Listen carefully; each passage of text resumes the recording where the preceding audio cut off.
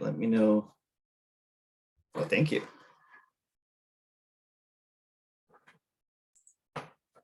Okay. Okay, good Friday morning to the Backyard Naturalist community. My name is Tim. I work at the Urban Ecology Center, and I sometimes am the host of these Friday morning sessions where we take a closer peek at the wildlife in and around our homes. Critters that we sometimes think of as ordinary, but every time they give us these extraordinary stories, and that trend continues this week in the Spider House rules. Some say that no matter where you are at any given moment, at this given moment, you are likely an arm's length away from a spider. In your backyard, in your house, when you're hiking, when you're sleeping, when you're watching your computer screen, a spider is likely very close by. And that's a good thing, regardless of your personal feelings of spiders, because they are good for us. And before I begin, I'd like to personally thank all of you for being here, whether live or recorded. And I'd like to especially thank those of you supporting this series with a subscription to the Backyard Naturalist. And to those of you that are members of the Urban Ecology Center, I am humbled by your support. And I hope you consider attending some upcoming events, starting with the kickoff to our brand new members only sustainability series.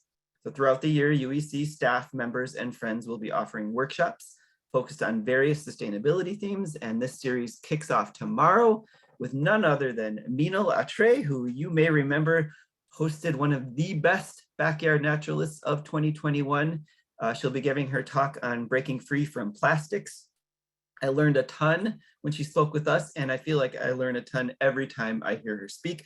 So I encourage you to join her program tomorrow at 10 a.m. for something that is super interesting and super important. And the ice is thick, thick, thick on the Washington Park Lagoon. One of my other roles at the center is to lead the weekly bird walks at Washington Park. And I love when the ice is thick enough to explore the lagoon and the islands. With that knowledge, I hope you can join us for ice skating and s'mores on the Washington Park Lagoon Friday, January 28th. We will be open from 4 to 7. And even though I love Washington Park in all seasons, winter nights are particularly magical. And also, members can get a sneak peek at this year's UEC summer camp schedule, while the rest of the world has to wait until registration opens on Tuesday, January 25th. So if you know kids that would benefit from our camps, we'd love to have them. In other news, the James Webb Space Telescope has successfully deployed and aligned its mirrors and is almost at its final destination, orbiting Earth at 930,000 miles above the surface, which is about 4 times the distance of the moon. And that point was selected because the instruments on the telescope need to be kept super, super, super cold to see in the infrared. And so that point, 930,000 miles, is the point where the instruments will be least affected by the heat from the 3 nearby heat sources, the sun, the moon, and the Earth. And so this telescope will allow us to view objects 100 times fainter than what we can see with the Hubble telescope. And we'll be able to observe some of the oldest, most distant events and objects, such as the formation of some of the very first galaxies and stars. But once it reaches its final orbiting level, it will still take several weeks for the equipment to cool, and that will be followed by about 5 months of calibrations and final testing, and then we can all hopefully look forward to seeing these new images. Pretty amazing stuff in this international collaboration. From a human phenology perspective today, January 21st is Babindan in Bulgaria and Serbia, and I think this is a really cool holiday because it's a day to celebrate the babas, or the midwives. So if you're a midwife, all of the children that you delivered since the last Babindan gather at your house for ceremonies, blessings, and gifts. First, the babies are anointed with honey and butter. Then the mothers give traditional gifts made of wool and to the baba, and they bring food for a feast. And then finally, the midwife is ritually bathed in a nearby body of water. So I just love that the midwife's position in society is so honored and that this day exists. Today's also Grandmother's Day in Poland and Lincoln Alexander Day up in Canada, honoring the first Black member of Parliament for our neighbors to the north. And then finally, before we start honoring our 8-legged house and yard guests, I do want to quickly mention 2 upcoming travel opportunities with the Urban Ecology Center.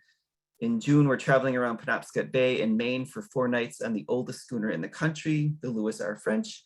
And in August, we're spending 10 days in Costa Rica to take advantage of nesting sea turtles and calving whales, among the other natural wonders of Costa Rica. So for more information on either of these trips, please visit the Urban Ecology Center website. Okay, on to the spiders, the featured critter spidered. And you'll notice this actually isn't a spider. In December, the Backyard Naturalist featured a close relative to the spiders, the harvestmen, or the daddy longlegs, or the granddaddy longlegs. And we busted a few myths, such as one you likely heard that they have enough venom to kill a human, but they don't have the fangs to deliver them. Neither are true. There's no venom, no fangs. And also the myth that daddy longlegs can regrow their legs, also not true. So we also get into kind of where harvestmen fit in the grand tree of life. So you can visit that episode for a refresher. But both harvestmen and spiders belong to the arachnid class, along with these wonderful creatures, ticks, scorpions, mites, pseudoscorpions, and my favorite, the vinegaroon, or the whip scorpion. But from here on out, spiders are separated from the harvestmen. The harvestmen are in the order Opiliones, and spiders are in the order Araneae. This is the largest order of arachnids, and it's the members of this order that we refer to as spiders. So like harvestmen, spiders have 8 legs, but unlike harvestmen, spiders have venom-injecting fangs, they all do, and they have silk-producing spinnerets, they all do. There are almost 50,000 identified species of spiders that evolved from a common ancestor 400 million years ago. So like other arachnids, they have 2 segments. They have their head and their thorax are combined into the cephalothorax. And that's where they have the eyes, the mouth, nerve center, the kind of pseudo brain, and their stomach is actually up in that cephalothorax. And then in the abdomen, where you think stomachs would be, that's where they have the lungs, the reproductive organs, and the digestive tract. So how do spiders work? How do they function? Even their basics are very, very different from us, and pretty darn cool. So we'll start with what's happening on the inside.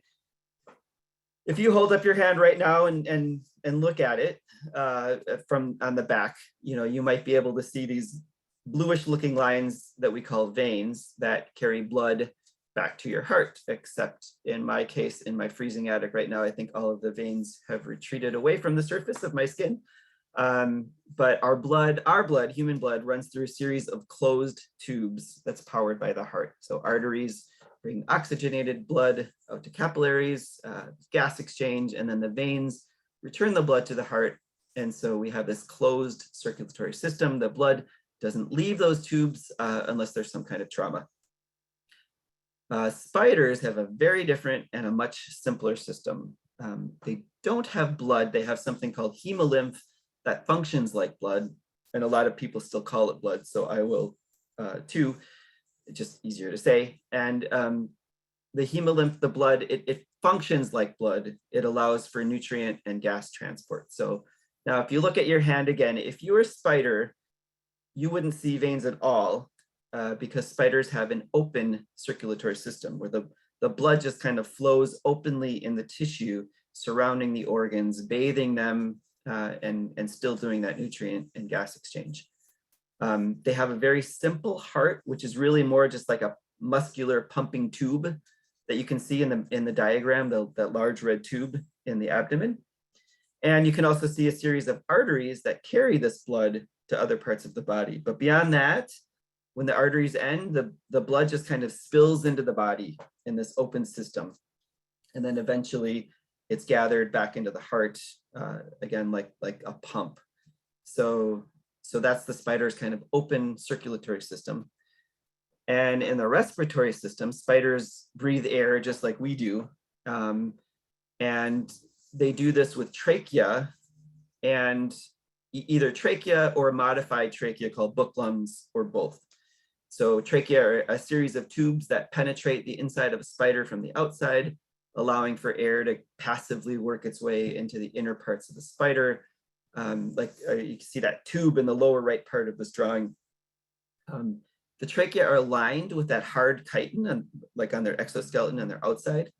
And it's almost like they're the opposite of tiny appendage. So again, let's look at our hand again, but just imagine that, you know, your fingers are poking out, but just imagine instead of your fingers poking out of your hand, imagine that they were very thin and poked into your hand, and they still were lined with the skin, but then that would allow air to kind of get into your hand. Maybe that's a little creepy example, but that's the best I can do. Book lungs are these stacks of discs that are essentially modified trachea, these fingers. So you can kind of see them here. They're the inverted fingers from the outside, and then that book pattern allows the hemolymph, the blood, to just kind of surround the system. And so there's a lot of surface area for gas exchange. And they're called book lungs because they resemble the pages of a partially open book. They function as lungs. And what's really interesting is that there's no equivalent of the act of breathing to actively push air in and out. It's all done passively, but when the spiders move, it kind of facilitates that air and the blood to flow. So it's similar actually to birds. When birds are in flight, the movement of their wings actually facilitates their airflow, and it's something similar in spiders. But spiders don't really need a lot of oxygen. They can go hours or even days without doing this kind of moving, breathing process because they have just an extremely efficient metabolism. A spider could survive in a jar for a long time before you need to poke holes in the lid, but I don't encourage experimenting with that because that's not very ethical. But they can survive a long time without oxygen or without breathing, without fresh oxygen. Anyway, moving on to digestion. All spiders are carnivorous with one exception. And not only are they carnivorous, they are one of the most efficient predators on the planet. So certainly on the smaller scale, at the spider scale, within their habitats, they are the apex predator, like a shark or a lion. And we'll look a little bit at some of the different modes of hunting. But one thing spiders cannot do as a predator is chew. So once their food is secured, they use their fangs, which are on the end of two appendages near the mouth called chelicerae. And those fangs act as hypodermic needles that first injects a venom into the prey. And then once the prey is secured and paralyzed, it will follow that venom by injecting digestive enzymes that essentially liquefy the tissue of their food, like a Cuisinart blender food processor. But instead of using chopping blades, it's the digestive enzymes that kind of liquefy the food. And then once the innards of that fly or that wasp are liquefied, the spider then sucks that insect smoothie back into the body for digestion. And that happens in the abdomen. And just like the circulatory and respiratory systems, the digestive system is also really, really efficient. So some spiders can go a whole year between meals and be just totally fine. So at the basic levels, spiders are really good at staying alive through good times and bad. And it's likely the main reason why they've been so successful.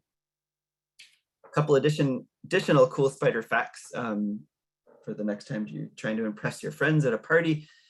The muscles in their legs only operate in one way. They can only pull in their legs for walking, to do their gun show. They can only pull in the legs. To push the legs out again, they use hydraulic pressure, so kind of a liquid pressure. So they alternate, and they do this very rapidly. We've all seen how fast spiders can move. They alternate the muscle pulling the legs in and the hydraulics pushing them out. And so if a spider becomes dehydrated and it can't use those hydraulics anymore, it can essentially only pull its legs in. And so the poor spider might get stuck in this position, kind of like a turtle getting flipped over on its back. Another quick fun fact is that spiders have many hairs on their bodies, and the ones at the end of their legs, magnified many times here, have additional feet at the ends of the hairs, or things that function like feet. So they have feet. So they have feet, and then the hairs with more feet, which really makes them excellent climbers on just about any surface except your bathtub. And we'll move on to the adaptation that spiders are probably best known for, and that is silk. So again, all spiders have organs called spinnerets located at the rear of their abdomen to make silk. Spinnerets likely evolved from an earlier function as a scent gland to leave pheromones for mating, for courtship. And eventually the scent that they were leaving behind became this useful tool in the form of silk. And they still can leave scent on the silk, so there still are scent glands, but the scent glands have now made this beautiful leap into this function of making silk. All spiders, as I mentioned, have spinnerets, and so all species, all spiders, no matter the species, can spin silk. So if it's a spider, it can spin silk. There are other animals that produce silk, but spiders are the masters. And when silk is in the body, it's a liquid, but as it leaves the spinnerets, it's woven into a solid.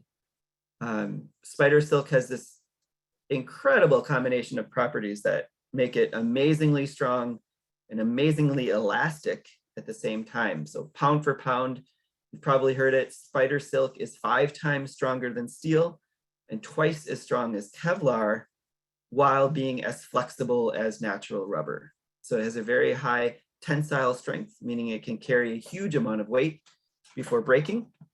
Some spiders use silk to build webs, but many don't. And spider webs are just one of the many ways that spiders use silk. So we'll take a look at a few of these now. One of the most common uses for silk is to create what are called drag lines. And even drag lines themselves are used in many different ways. So one of the most common uses for drag line is one that we've probably all seen at some point or another.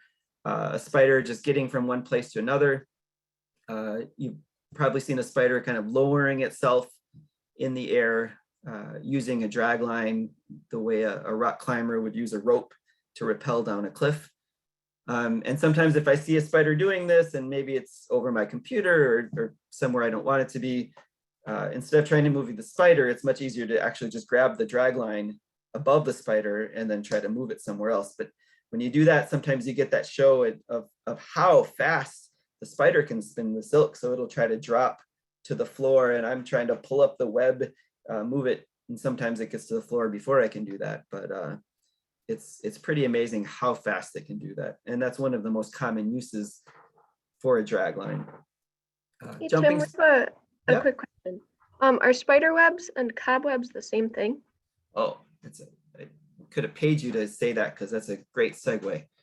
We will get to that point very soon.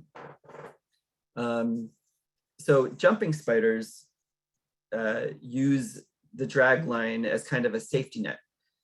Like the spider is probably saying, I'm pretty sure I can make this leap across this canyon, but just in case, I've got this safety rope if I miss or if I don't make it. So, and drag lines aren't just used for descending or for jumping through the air.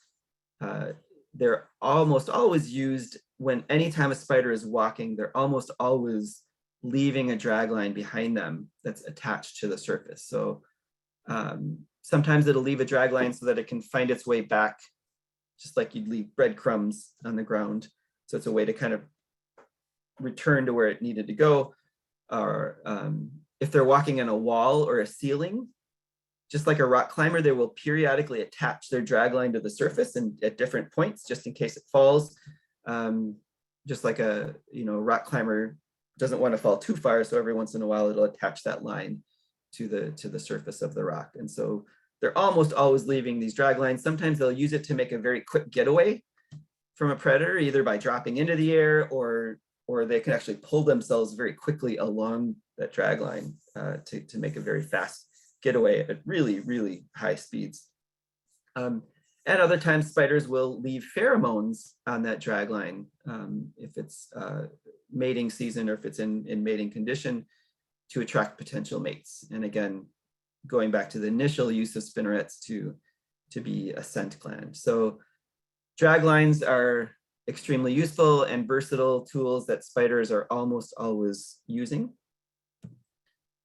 And another use for spider silk is to make cocoons, to either protect the eggs or sometimes to protect the little spiderlings after they hatch. So every time I sweep the stairs that are going down to my basement, I inevitably sweep up a few of these little silk balls with eggs. And because I appreciate the value of the spiders bring to my home, I will gently remove them from the dustpan, save them from the garbage, and then return them to the wild of my basement. Silk cocoons aren't always used for protection. Sometimes they're used to subdue prey, to make dinner time a bit easier if the prey is wrapped in a burrito. And in this photo, you can really see those spinnerets in action. And this also helps illustrate that a spider spinning silk isn't just spinning silk as if it's like a toothpaste tube that just comes out. The silk can come in many different shapes and sizes and patterns. It can come out as one long thin string. It can come out as several strings. It can come thick. It can come out as a sheet, as you see here. The silk can be modified to be sticky. It can be modified to be waterproof, patterned. It can have a central core with one property surrounded by a coating with a different property. So just like crocheting, I think, you put a couple of needles with some yarn and people like Robin can make all kinds of amazing things. But nothing beats using silk for a good old-fashioned orb web, one of the absolute wonders of the natural world, a deadly trap, but also a thing of beauty.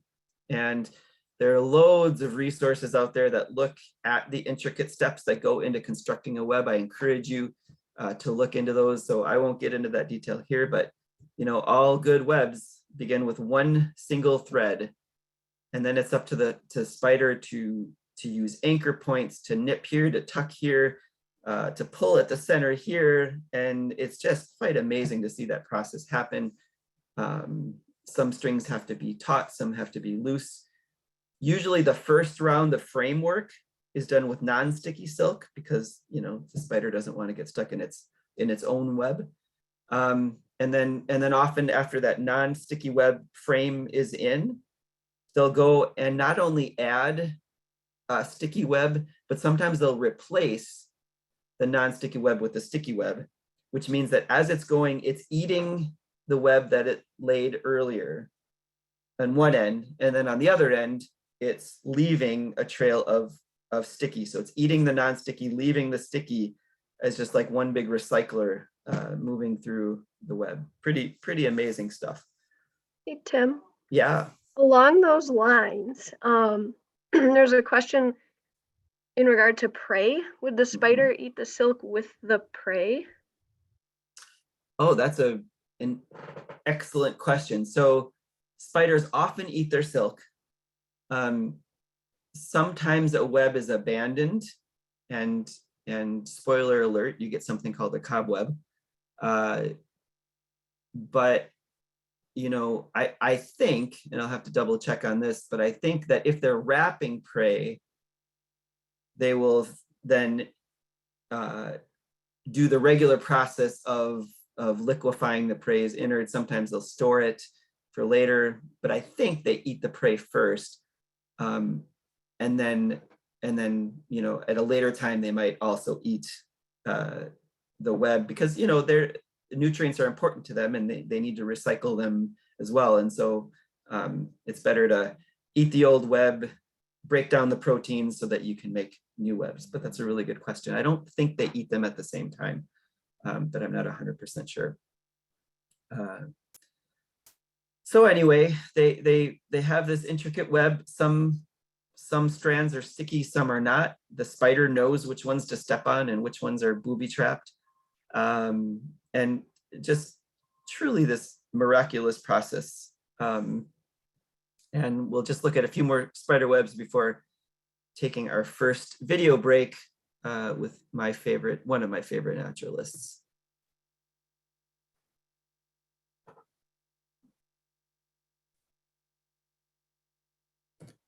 All right, so here we go. You may need to adjust your sound a little bit.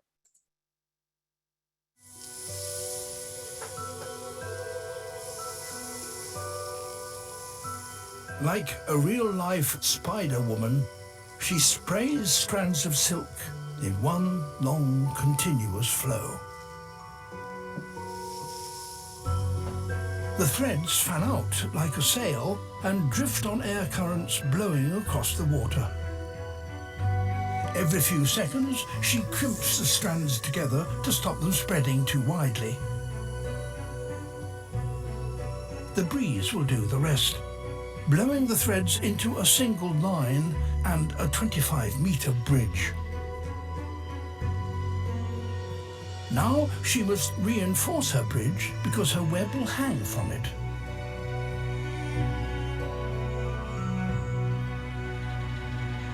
But there's something bouncing the line at the other end. Another Darwin spider is trying to take advantage of her hard work.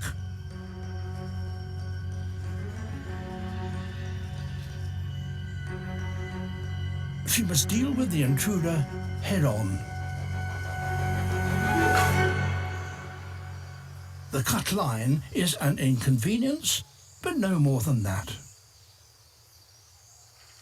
With hooks on the tips of each leg, she gathers in the thread.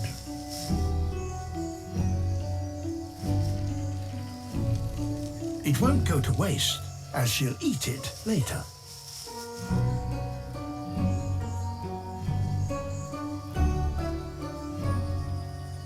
When it's all reeled in, she sprays again.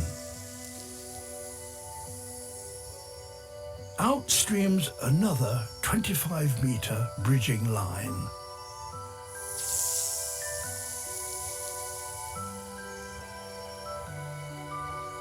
How a spider no bigger than a thumbnail can produce so much silk so quickly has baffled scientists. And it's no ordinary silk. It's the toughest natural fiber on the planet, tougher than steel. And it needs to be tough to span the wide river. With the bridge taut and the ground anchor in place, it's time to construct her trap.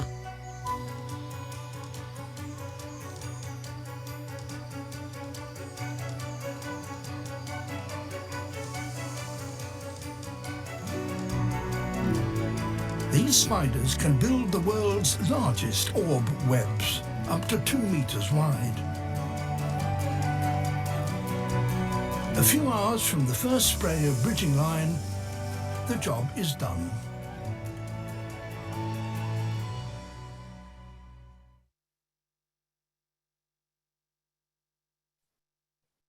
It is pretty incredible. Oops, I'll do that again. All right. And most spider webs are meant to be passive. So the spider builds a web and then waits for the prey to fly into the web. So that's what we do when we're bird banding. We'll put up a net and we'll wait for the birds to fly in. But if you're catching butterflies or if you're out with Maggie catching dragonflies, that doesn't work so well. So you need a net that you can swing through the air and then bring with you. So spiders have been doing that long before we were, as we will see in this next video. The gladiator spider makes her web from a very special kind of multi-strand silk, which she backcombs to make fuzzy. She carefully attaches this to a framework of ordinary unfuzzy filaments.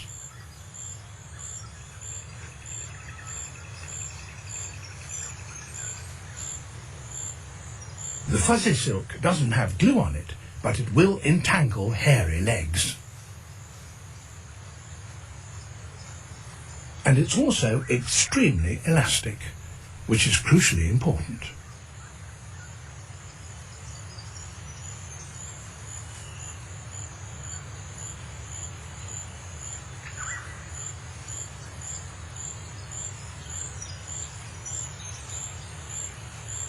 It's finished. She reaches down with her forelegs to check how far away she is from the ground. Then she snips most of the framework threads and holds the fuzzy rectangle between her 4 front legs. She's ready. Her enormous eyes are so sensitive she can hunt in near darkness. A bush cricket would make a rich meal, but it's very powerful and it could put up a good fight.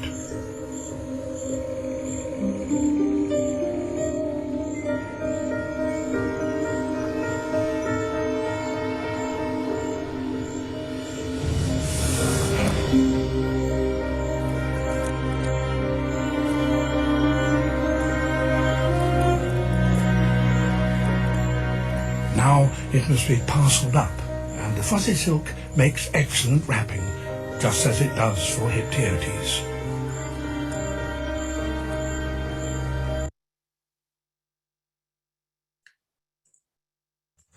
The gladiator.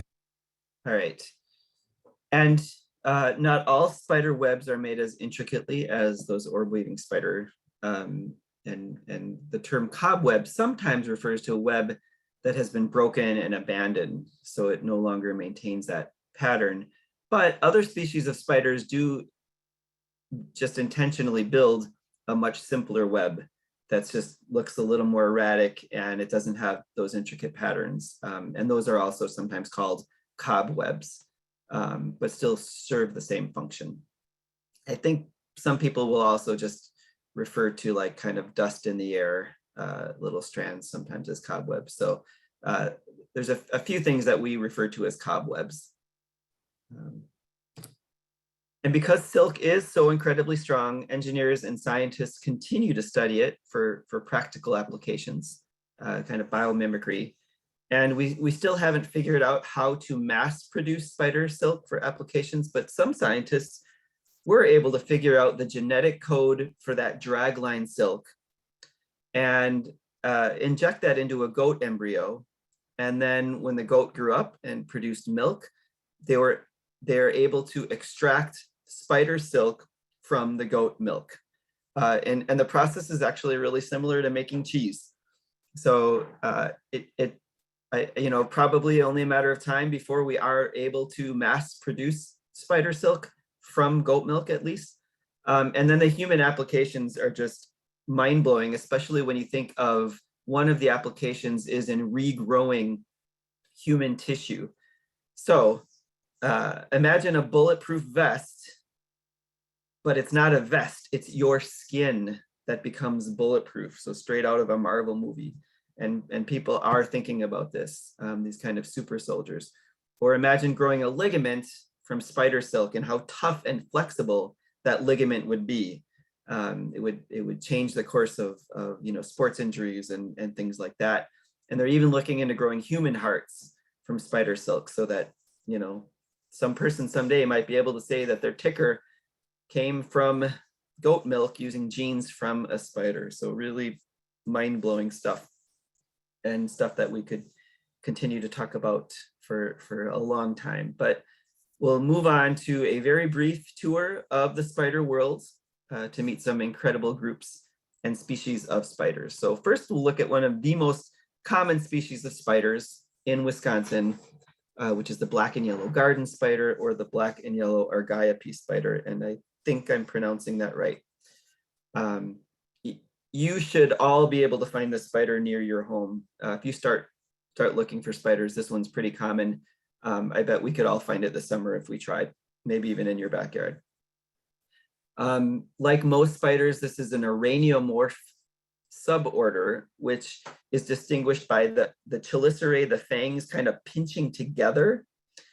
It's an orb-weaving spider in the genus Araneae, and this is a group that not only produces some of the most striking webs around, they also produce some of the most strikingly patterned spiders out there, like this one. And Araneae spiders often weave patterns into their web, known as stabilimenta. And it was initially thought, and we learned this, that they put these patterns in their web so that birds don't fly in the web, because if a bird flies through the web, that's a lot of work that's just kind of gone to waste, because the spider's not going to eat the bird, at least this one. There are some spiders that do eat birds. So the birds can likely see this debilimenta in the web, and so they'll avoid the web, but an insect might avoid that little part of it, but then get caught in the rest of the web. So regardless of the function, it produces some fantastic patterns. And as we go through some of these slides, look at both the patterns of the web, but then also the patterns of the spider. So here's a beautifully camouflaged Araneae spider in the middle of this debilimenta pattern. This is the St. Andrew's cross spider of Australia, and the Florida Araneae. A couple more really interesting patterns. This is a good rabbit hole to go down if you want to see some really cool images. Another really fun group of spiders are the wolf spiders. So they don't spin orb webs, but they hunt their prey either by ambushing them. So they'll often sit either by a flower that they know is going to be attracting some insects, or sometimes they'll have a trap door waiting underground. And then when an insect comes by, they either sense it or it trips. They'll leave tripwires, use their silk to leave little tripwires. And then when they sense prey, they'll grab it. And sometimes they'll actually chase down and subdue their prey. They have really excellent eyesight, and sometimes they exhibit the maternal behavior of carrying their spiderlings around on their back, as this very well camouflaged wolf spider is doing. So maternal behavior isn't all that uncommon for spiders. You'll often have spiders will carry around or protect their eggs. And then once the young are born, they're usually on their own, but some spiders will continue to protect their young for some time after birth.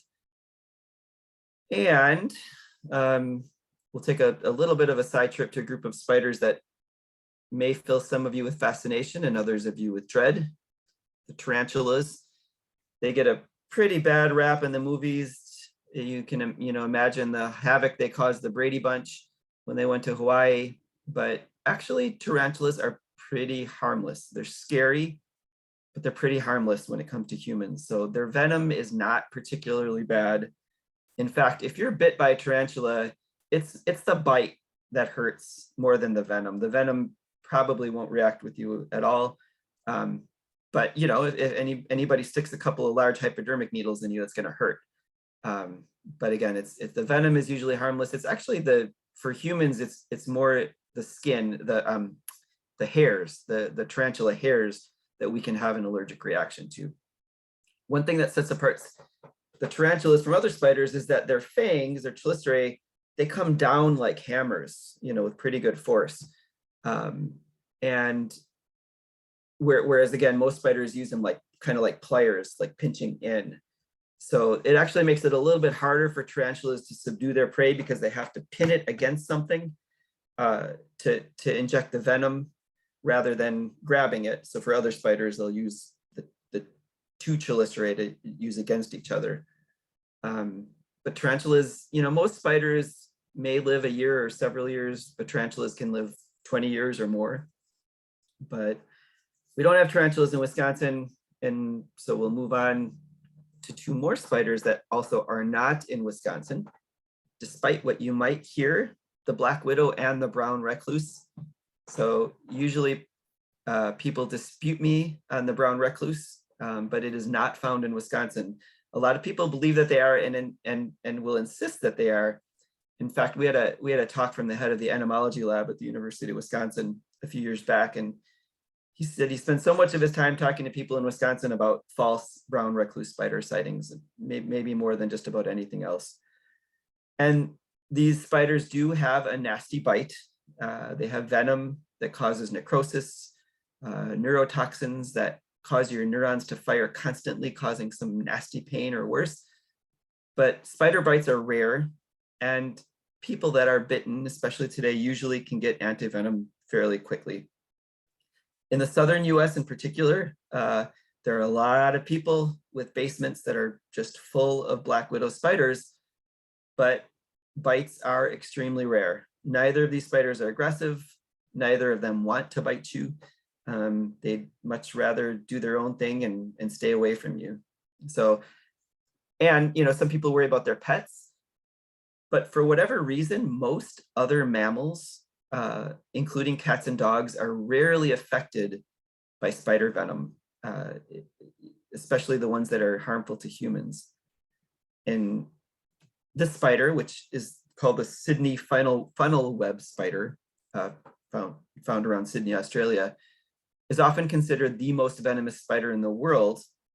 They have fangs that can pierce a human toenail, but there's so many stories of cats that are just kind of batting them around like they're a little ball to play with, and they're pretty much harmless to cats and dogs. So, and even recently, even though it's considered the most venomous spider, there have been no fatalities from this spider since the antivenom became available. So, just in general, spiders are pretty harmless. I think they get the hype around spiders is much worse than the actuality, the reality.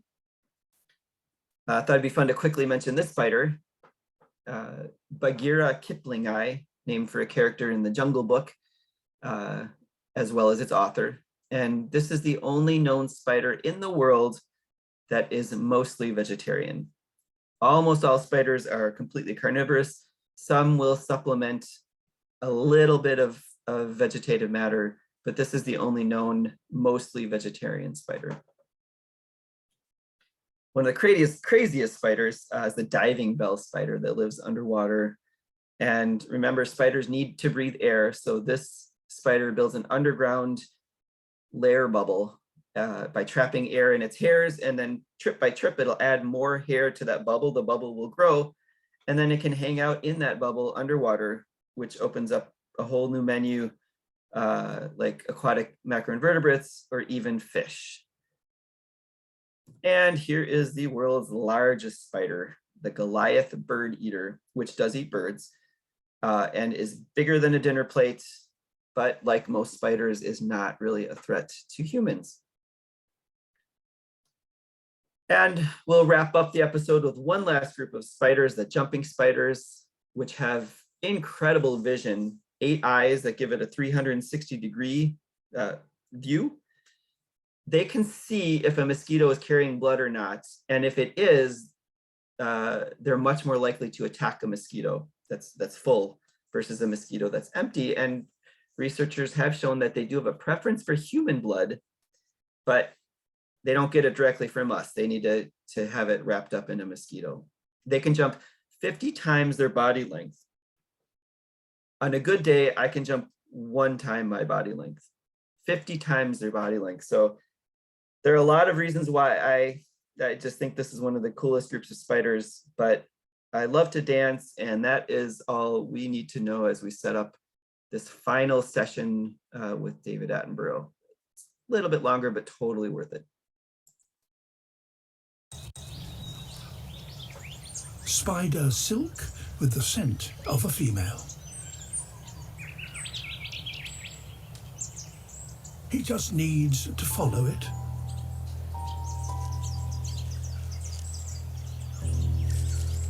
Wherever it leads him.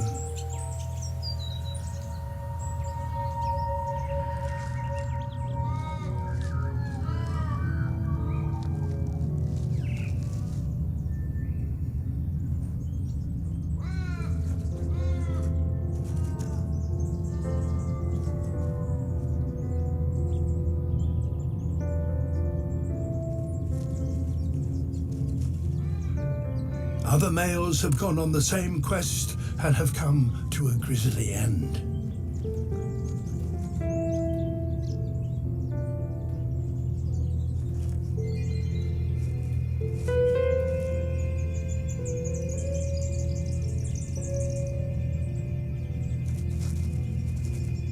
Well, you could see the dragline it was leaving behind in that shot.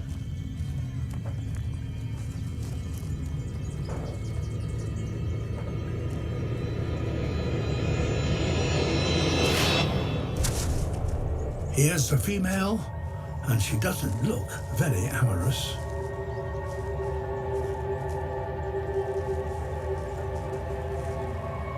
In fact, she kills every male who doesn't match up to her expectations.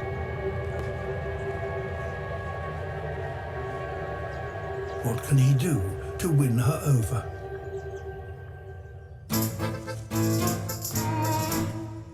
Dance.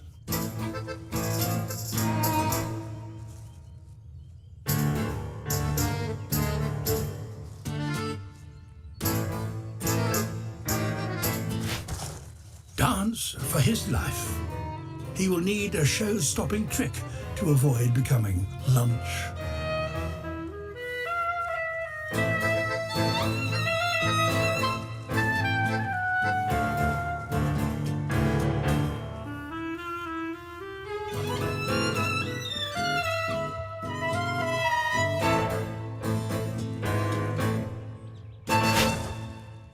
With his fan unfurled, he begins an ever more complicated series of dance moves to try and seduce her.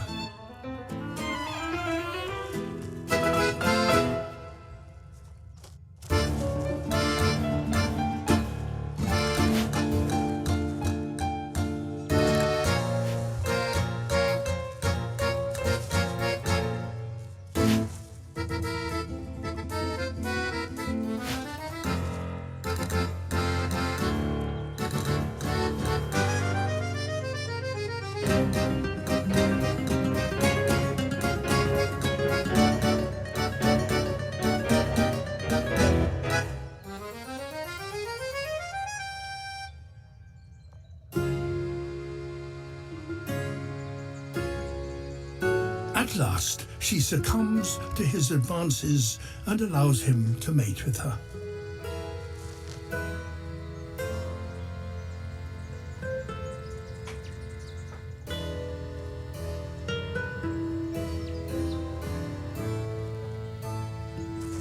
He matched her expectations.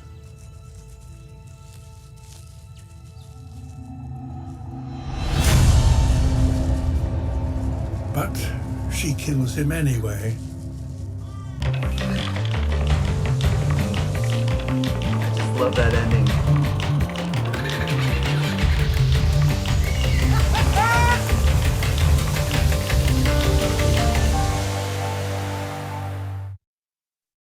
All right. So, I mean, it was really hard to pick which little video snippets to use for this one. There's so many out there. And as is the case with so many of our topics, we just barely scratched the surface of amazing spider stories. There's a lot more. But, you know, as I mentioned at the beginning, there's some smart people who say that no matter where you are in the world, you're likely within an arm's length of a spider. And that's what, while that's not entirely true, I would mostly agree with that statement. You know, I bet more times than not, you are hanging out with a spider nearby.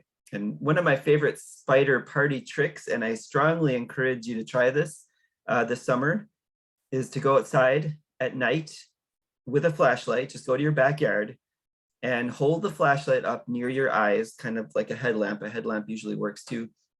And just look at your grass. And what happens is you see a lot of shiny objects that kind of look like water droplets. They're kind of reflective.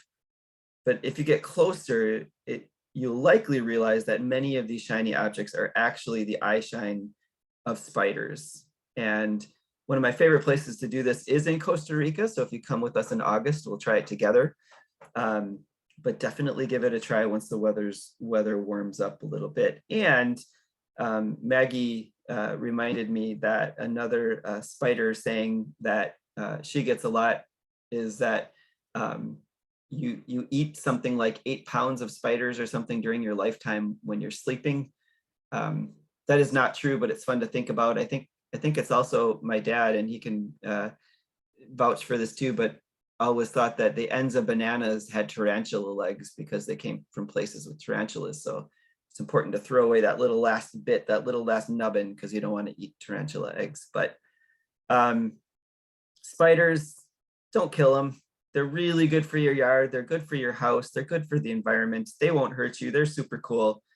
They make great neighbors.